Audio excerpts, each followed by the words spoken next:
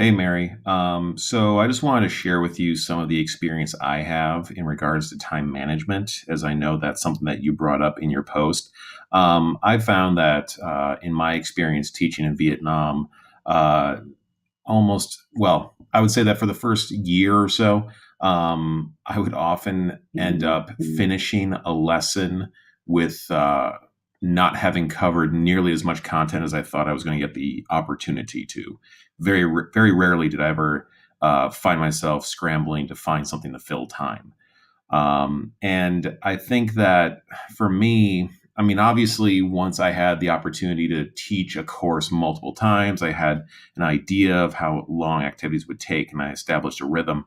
But I would also say that I went out of my way to design a lesson around activities in which I could easily expand or contract certain elements so that if, I felt like, maybe my students were not engaged enough. They were, or maybe I felt like I was losing them because I was getting too lecture heavy at times.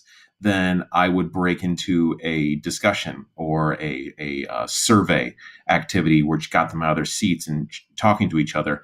And if I notice that, they're really engaged right now, they're really having a lot of conversation, I would let that activity go for an extra 5 minutes.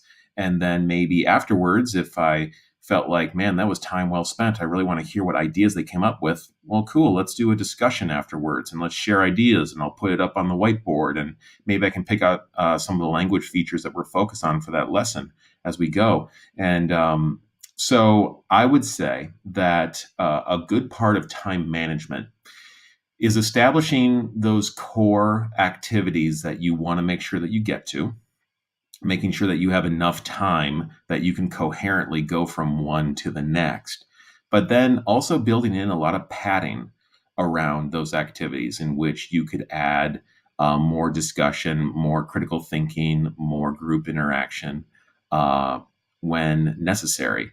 And I don't think that that's a bad thing. You might, I could see someone feeling like, well, padding, that just sounds like you're trying to burn time. It's not that you're burning time. It's you want to give students the chance to discuss. It's just a matter of obviously we need to get through a certain amount of content in a certain amount of time. And so I think strategically placing those activities in which you can, gauge that discussion time up or down, I think that can make a big difference in managing your time wisely. So just something I thought I'd share from my experiences.